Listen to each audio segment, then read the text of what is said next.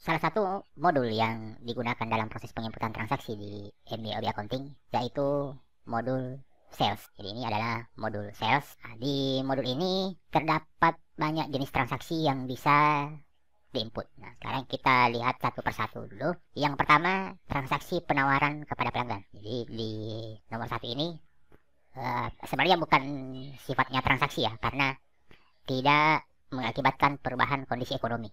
Artinya barang tidak berkurang, uang juga belum berubah. Demikian juga belum ada kejadian utang piutang. Ini hanya sebatas penawaran. Untuk yang penawaran ini di modul sales, kemudian di enter sales, kemudian digunakan mode quote. Jadi mode quote ini baru sebatas ditawarkan. Kemudian berikutnya adalah transaksi yang sudah dalam keadaan menerima pesanan. Pada tahap ini sudah ada unsur kesepakatan antara perusahaan sebagai penjual dengan pelanggannya yang digunakan. Itu yang disebut dengan menerima pesanan. Masih menggunakan formulir yang sama, tetapi modenya diganti menjadi order. Di transaksi yang menerima pesanan ini ada dua kemungkinan efeknya pada perubahan ekonomi. Yang pertama, bisa jadi belum terjadi perubahan atau belum berefek pada ekonomi.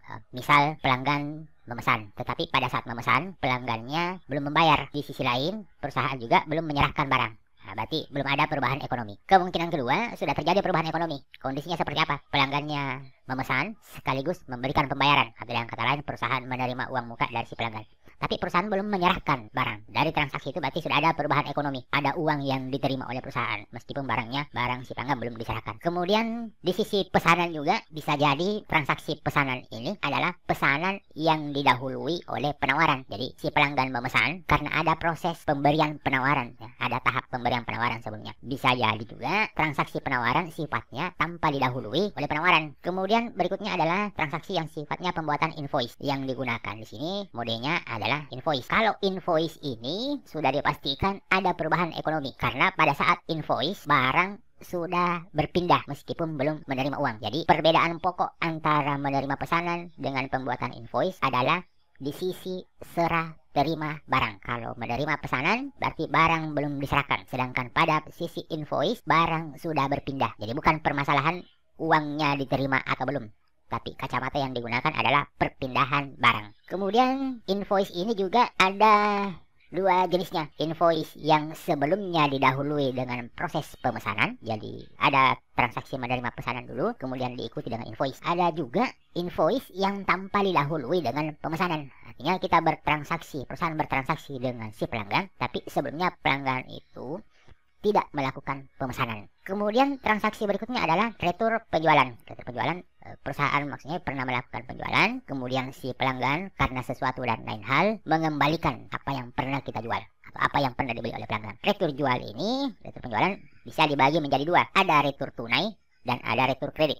Retur tunai maksudnya ketika penjualan dibatalkan, maka barangnya diterima, barang yang pernah dijual kepada pelanggan itu diterima kembali, lalu perusahaan mengembalikan juga uang. Kemudian retur kredit bukan uang yang dikembalikan, tetapi utangnya si pelanggan atau piutang perusahaan kepada pelanggan dikurangi. Kemudian transaksi berikutnya adalah transaksi pelunasan. Ya, tulisannya di sini maksudnya pelunasan. Pelunasan piutang. Nah, kalau pelunasan piutang yang digunakan masih tetap di modul sales, tetapi receive payment ya. Jadi menerima pembayaran. Berikutnya yang harus kita kenali di modul sales adalah jenis-jenis formulir. Formulir pertama jenisnya adalah service ya. Nah, jadi di formulir ini di sales ada layout formulir. Yang pertama ini adalah service. Nah, service ini digunakan untuk transaksi penjualan jasa. Nah, contohnya jasa konsultasi akuntansi biaya. Akunnya ini yang dimaksud adalah akun pendapatannya ya. Akun pendapatan yang ada di daftar akun.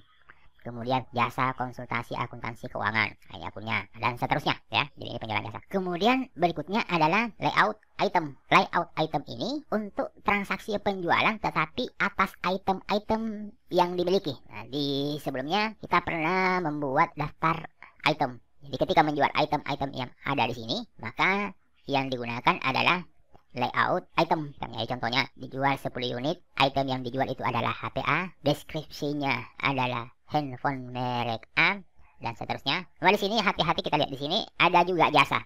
Tapi jasa yang dimaksud di sini ketika dibandingkan dengan ini adalah jasa yang terdaftar di dalam item ya. Nah, ketika jasa ini tidak terdaftar di dalam item, kemudian perusahaan melakukan transaksi penjualan jasa, maka formulir yang digunakan adalah formulir service. Tapi kalau jasa tersebut terdaftar di dalam item ya, terdaftar dalam item, kemudian dilakukan transaksi penjualan jasa, maka tetap formulir yang digunakan adalah formulir item. Nah, kemudian formulir berikutnya, layoutnya adalah profesional. Formulir profesional ini untuk transaksi profesi. Ketika kita lihat ini, layoutnya kurang lebih serupa dengan yang jasa tadi ya. Nah, hanya saja di profesi ini, proses transaksinya dianggap satu kali, dianggap sekali pembuatan dokumennya, tetapi pelaksanaan jasanya mungkin tidak sekali. Jadi contoh ini, tanggal 5 ada jasa konsultasi, akun pendapatannya ini nilainya sekian. Kemudian tanggal 7 ada lagi jasa konsultasi. Tanggal 15 ada lagi jasa kegiatan penyusunan laporan keuangan. Bisa jadi juga di tanggal lain masih berulang lagi jasa konsultasi akuntansi biaya lagi, tapi di tanggal yang lain. Nah, nanti sekali ini ditagihkan, ya, ditagihkan dalam sekali. Ini yang digunakan adalah layout profesional. Di Mayap ini ada layout profesional. Nah, jadi ini yang dimaksud layout profesional. Kemudian layout berikutnya adalah time billing. Time billing ini hampir sama dengan profesional tadi. Hanya saja di time billing aktivitas-aktivitasnya harus terdaftar. Kemudian aktivitas ini memiliki tarif. Misal jasa konsultasi biaya akuntansi biaya ini dibuatkan di daftar aktivitas. Anggaplah kodenya untuk konsultasi akuntansi biaya KAB. Kemudian tarif per unitnya, anggaplah tarif per jamnya 800.000. Nah, maka cara pengisiannya di sini 2 unit atau 2 jam. Aktivitasnya adalah KAB. KAB ini kita asumsikan jasa konsultasi sudah didaftarkan di dalam daftar aktivitas. Kemudian notnya, rate-nya, dan gimana. Aktivitas ini di video sebelumnya belum pernah kita singgung sama sekali. Tapi untuk mendaftarkan aktivitas-aktivitas yang dimiliki, ada di menu list, kemudian activity. Nah, di sini kita bisa melis aktivitas-aktivitas yang bisa menghasilkan atau aktivitas jasa. Nah, ini hampir mirip ketika di list di dalam item. Ya, sebenarnya hampir mirip ketika aktivitas ini dimasukkan ke dalam item. Hanya saja kalau di dalam item maka perlakuannya tidak bisa menggunakan time billing seperti ini. Nah, misal aktivitas jasa ini kita daftarkan dalam item, kemudian terjadi transaksi penjualan jasa ini berkali-kali, tanggal sekian sekian jam, tanggal sekian sekian jam, tanggal sekian sekian jam, maka ya tidak memungkinkan menggunakan time billing. Kemudian berikutnya adalah layout line-line. Nah, layout line-line ini sebenarnya sama dengan yang jasa yang pertama ini ya. Layout line-line nah sama dengan yang jasa. Perbedaannya di sini ada kolom deskripsi tadi, tapi kolom deskripsi tersebut adalah hanya menyebutkan nama akun dari kolom ini. Kita lihat itu hanya sekedar menyebutkan nama akunnya. Nah, kalau seperti itu apa perbedaannya selain sisi nama kolom ini? Untuk yang ini, yang lain-lain ini, dokumennya ini tidak bisa dicetak. Jadi, kalau dokumennya kita anggap ini sebagai faktur, ya fakturnya ini tidak bisa dicetak. Oke, itu sebagai pengantar. Kemudian kita akan melihat bagaimana contoh penggunaan formulir ini.